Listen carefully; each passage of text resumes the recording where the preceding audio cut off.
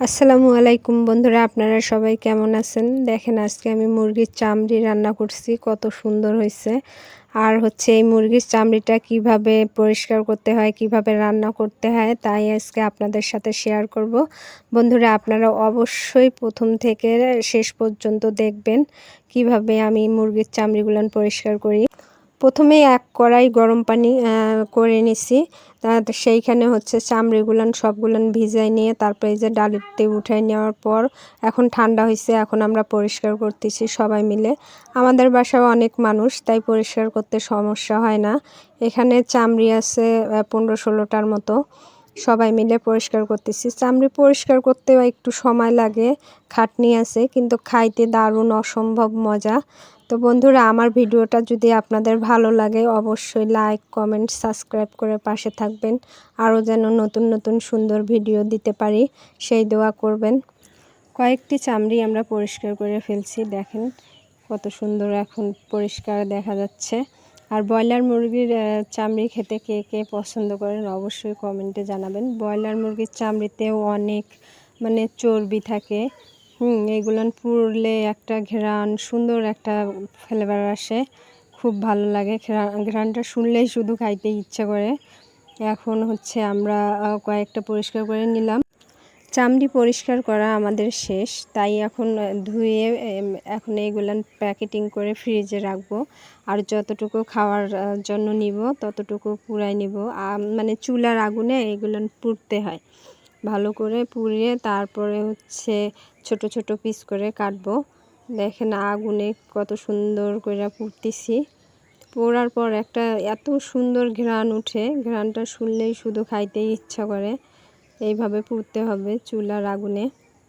আমাদের দেখেন কিছু পুড়ায় রাখছি, আমরা 6-7টা চামড়ি পুড়ে নিচ্ছি, তাই একটু সময় লাগতেছে। আর চামড়ির তরকারি কে কে রান্না করতে পারেন না তারাও অবশ্যই এই ভিডিওটা দেখবেন কিভাবে চামড়ির তরকারি রান্না করতে হয়। মুরগির চামড়িগুলো এখন আমি এই যে ছোট ছোট পিস করে কেটে নিলাম। অনেক বন্ধু আছে যে মুরগির এই চামড়ি খাইতে চায় না। ব্রয়লার মুরগির চামড়ি খেতে অসম্ভব ভালো লাগে। এগুলান যখন আগুনে পুরানো হয় একটা তেল বের হয়, হ্যাঁ, ঘেরানটা শুনলেই শুধু খাইতে ইচ্ছা করে। অনেক বন্ধুরা আছে এইটা কিভাবে রান্না করে, কিভাবে কি করতে হয় তারা জানে না, তারা অবশ্যই এই ভিডিওটা একবার দেখে নেবেন। এখন আমি এই যে এক ধোয়া দিয়ে নিচ্ছি, তারপরে গরম পানিতে একটু হলুদ দিয়ে ভালো করে ধুয়ে নেব। আর হলুদটা দিলে হয় কি, হলুদটা দিলে পরিষ্কার হয়ে আসে, জিনিসটা একদম ফকফকা হয়ে যায়। হ্যাঁ, ময়লা যা থাকে সবগুলোন বের হয়ে যায় হলুদের কারণে। আর হালকা কুসুম কুসুম গরম পানি করে দিতে হবে। এখন আমি হালকা কুসুম কুসুম করে গরম পানি করে নিলাম। তো বেশি একটু গরম লাগতেছিল, তাই চামিচ দিয়ে নাড়তেছি। চামিচ দিয়ে নাড়ার পরে একটু ঠান্ডা হলে তারপরে ধুয়ে নিব। ঠান্ডা পানি দিয়েও ধুবো, আবার একটু গরম পানি দিয়ে ধুয়ে নিচ্ছি। হলুদ আর গরম পানি দিয়ে চামড়িগুলান ধোয়ার পর দেখেন বন্ধুরা কত সুন্দর ফকফকা হয়ে গেছে, সব ময়লা বের হয়ে গেছে, একদম চকচক করতেছে। এখন আমি এই চামড়িগুলান রান্না করব। এইভাবে আপনারা পরিষ্কার করবেন। অনেকে আছে আবার হুইল দিয়ে পরিষ্কার করে, কিন্তু হুইল দিয়ে পরিষ্কার করলে একটা কীরকম গন্ধ হয়, খাইতে ভাল লাগে না।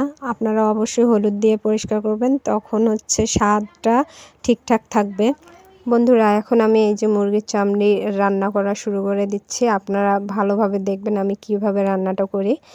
রান্না করতে বেশি কিছু উপকরণ লাগে না, শুধু জিরে বাটা, রসুন বাটা, আদা বাটা আর মরিচ বাটা হলেই হয়। আর তেজপাতা কয়েকটা দিবেন, আর বেশি কিছু উপকরণ দিতে হবে না। প্রথমে আমি পেঁয়াজটা একটু লাল লাল করে ভেজে নিলাম, নেওয়ার পর তেজপাতা দিব, তারপর বাকি যা মশলা আছে সবগুলো দিয়ে দেব। দেওয়ার পর একটু কষাই নিব। মশলাটা কষালে হয় কি, ওর টেস্টটা ভালো হয়, খেতেও ভালো লাগে। তাই মশলাটা একটু যতক্ষণ তেল ছাড়েনি ততক্ষণ একটু কষাই নিব। তারপর হলুদ দিয়ে দিব পরিমাণ মতো, আর লবণ আমি বাটার সময় দিয়ে দিছি। আমরা বাটনায় বাটি, তো শিলপাটায় বাটি নাই, সব কিছু মশলা আমরা বাটনায় বেটে নেই। সামান্য পরিমাণে পানি দিয়ে মশলাটা ভালোভাবে কষায় নিব। মশলাটা ভালোভাবে কষালে হয় কি তরকারিটার টেস্টটা ভালো থাকে। মশলার পানিটা হচ্ছে একটু শুকায় নিতে হবে, তাই আমি একটু ঢেকে দিলাম। অল্প একটু জাল করে তারপর আবার মশলাটা কষায় নিব। তা দেখেন কত সুন্দর তেল উপরে ভাইসা উঠছে। হ্যাঁ, এখন আমি একটু নাড়াচাড়া করব, বেশ কিছুক্ষণ সময় নিয়ে নাড়বো। যখন একদম শুকনা শুকনা হয়ে আসবে তখনই হচ্ছে মুরগির চামড়িগুলো দিয়ে দিব। আর ততক্ষণে আমি একটু মশলাটা কষাই নিই। মশলাগুলো কষানো আমার শেষ, এখন আমি মুরগির চামড়িটা দিয়ে দিলাম। আর বন্ধুরা যারা মুরগির চামড়ি মানে খাইতেই পারেন না, খাইতে চান না, তারা অবশ্যই একবার এইভাবে রান্না করবেন, শুধু খাইতেই ইচ্ছা করবে। অনেক টেস্ট, আপনারা অবশ্যই একবার হলেও বানাই খাবেন। এখন সামান্য পরিমাণে একটু পানি দিব, দিয়ে তারপর ঢেকে দিব চামড়িটা কষানোর জন্য। ভালো লাগে হচ্ছে ঢেকে দিয়ে তারপর জাল করে নিব। ভুনা ভুনার থেকে হচ্ছে আলু দিয়ে রান্না করে খাবেন বন্ধুরা, খুবই ভালো লাগে। আর ভুনাটা অত বেশি একদম ভালো আমার কাছে লাগে না, হয়তো বা অন্যদের কাছে লাগতে পারে। তো এখন আমি বেশ কিছুক্ষণ হচ্ছে কষাবো। কষানোর পর একটু সামান্য আর একটু পানি দিব, দিয়ে একদম ভাজা ভাজা করব। এই যে আমার একদম ভাজা ভাজা হয়েই গেছে। এখন আমি ভাজা ভাজা করে নিব, নিয়ে নামিয়ে ফেলবো। আর হচ্ছে বন্ধুরা, আমার ভিডিওটা যদি আপনাদের ভালো লাগে অবশ্যই কমেন্টে জানাবেন। আর আপনারা সবাই ভালো থাকবেন, সুস্থ থাকবেন, আমার জন্য দোয়া করবেন। আল্লাহ হাফেজ।